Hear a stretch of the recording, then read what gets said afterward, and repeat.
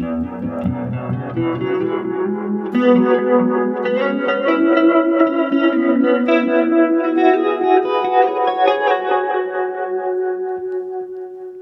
yeah, let's talk about this. I was talking to a colleague of mine about the War on Drugs sound and kind of thinking about his stuff and listening to his music and trying to pin down some of the things that we're hearing. And I think, you know, at the very least, if you want that sound, there's a couple of things going on that we talk about. The first is, well, let's turn off some of my effects here.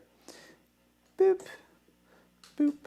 Now I just have plenty of reverb on my guitar. I'm using a Strymon Flint for reverb in the 70s plate setting mode with about 3/4 of the way up, giving me that nice, that wash. Now I'm going to be playing, it seems like a lot of his little leads that he does are out of pentatonic major. 0, 2, or E pentatonic major. 0, 2, 4, 2, 4, 2. That's our first octave. Notice it's My Girl. Second octave, 2, 4, slide to 6, 4 to 6, 5. It's important to always use your pointer finger and ring finger. Third octave, 5, 7, 9, 7, 9, 12.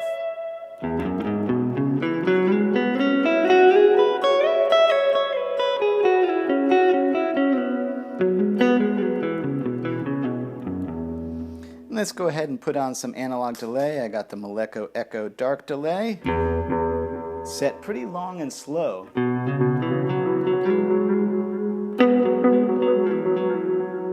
Because, I mean, the way he plays, he has multiple amps going on various delays. He's got, I think, a vibratone on at all times. So, you know, with what you got, you can do some stuff. So now I got reverb and delay. And again, I'm going to play that major pentatonic.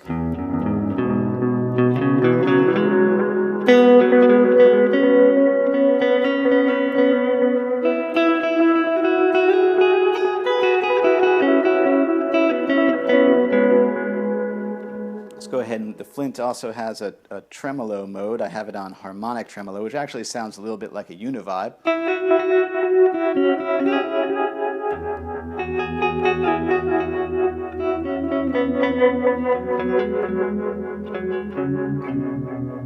Oh, this also, I got a Strymon Deco. That'll give me some chorus if I want that too.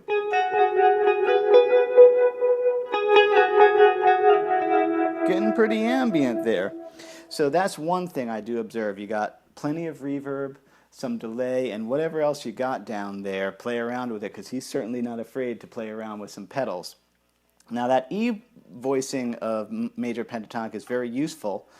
He does capo a lot, and he will use that scale. He also will use the formation of it that's mobile. That's our 3rd fret. We'll do a G pentatonic major, so that's going to be 3, 5, slide to 7, 5 to 7, 5, again, My Girl. 5, 7, 9, 7, 9, 8, 8, 10, 12, 10, 12. And that one he uses quite a bit too, because it requires no zero, so it can change keys a little easier.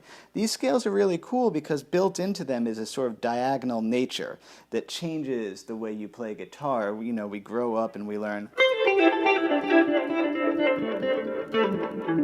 and everything ends up kind of sounding like that boxy shape. But these, because they're splayed out across the fretboard in a diagonal manner, it does change the way you play them. It does give it that kind of contemplative kind of...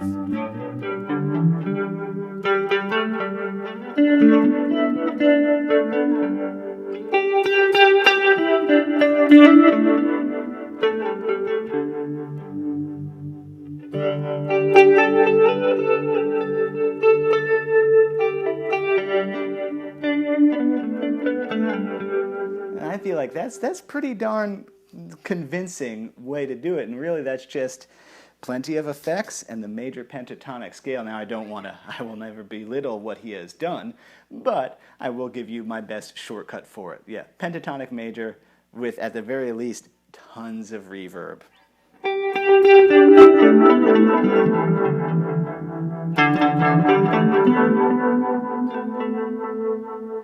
Well, I hope that's helpful for you. Thanks for watching.